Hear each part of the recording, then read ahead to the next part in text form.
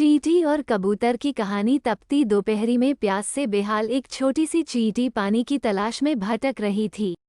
बहुत देर भटकने के बाद उसे एक नदी दिखाई पड़ी और वो खुश होकर नदी की ओर बढ़ने लगी। नदी के किनारे पहुंचकर जब उसने कल कल बहता शीतल जल देखा तो उसकी प्यास और बढ़ गई। वो सीधे नदी में नहीं जा सकती थी, इसलिए किनारे पड़े एक पत्थर पर चढ़कर पानी पीने का प्रयास करने लगी। लेकिन इस प्रयास में वो अपना संतुलन खो बैठी और नदी में गिर पड़ी। नदी के पानी में गिरते ही वह तेज धार में बहने लगी। उसे अपनी मृत्यु सामने दिखाई देने लगी। तभी कहीं से एक पत्ता उसके सामने आकर गिरा। किसी तरह वो उस पत्ते पर चढ़ गई।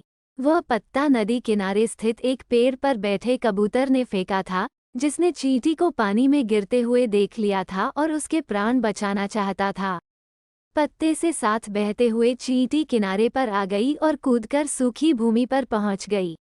कबूतर के निस्वार्थ भाव से की गई सहायता के कारण चींटी की जान बच पाई थी। वो मन ही मन उसका धन्यवाद करने लगी। इस घटना को कुछ ही दिन बीते थे कि एक दिन कबूतर बहेलिये के द्वारा बिछाए जाल में फंस गया। उसने वहां से निकलने के लिए बहुत पंख फड़फड़ाए, बहुत जोर लगाया, लेकिन जाल से निकलने में सफल न हो सका। बहेलिये ने जाल उठाया और अपने घर की ओर जाने लगा। कबूतर निस्सहाय सा जाल के भीतर कैद था। जब चींटी की दृष्टि जाल में फंसे कबूतर पर पड़ी तो उसे वह दिन स्मरण हो आया जब कबूतर ने उसके प्राणों की रक्षा की थी।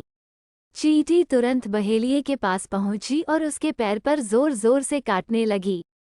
बहेलिया दर्द से छटपटाने लगा। जाल पर से उसकी पकड़ ढीली पड़ गई और जाल जमीन पर जा गिरा। कबूतर को जाल से निकलने का अवसर प्राप्त हो चुका था।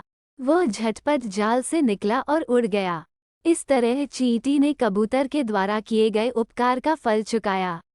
सीख कर भला हो भला। दूसरों पर किया गया उपकार कभी व्यर्थ नहीं जाता। उसका प्रतिफल कभी न कभी अवश्य प्राप्त होता है। इसलिए सदा निस्वार्थ भाव से दूसरों की सहायता करना चाहिए।